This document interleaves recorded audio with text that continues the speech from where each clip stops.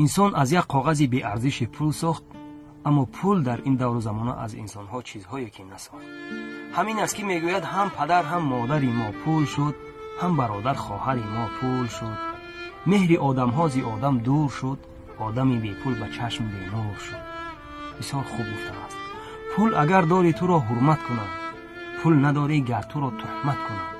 پول چه شیرین بوده است که دایما از پیش بیداری و غربت کنند، اما ما دست به دعا میبرداریم، طلب آن را میکنیم که ای خدایا بندگان را عقل ده، وقتی مردن یک کفن را نقد ده، چون که دانند دوست جانی پول نیست، دوست جانی را به ما در اصل ده.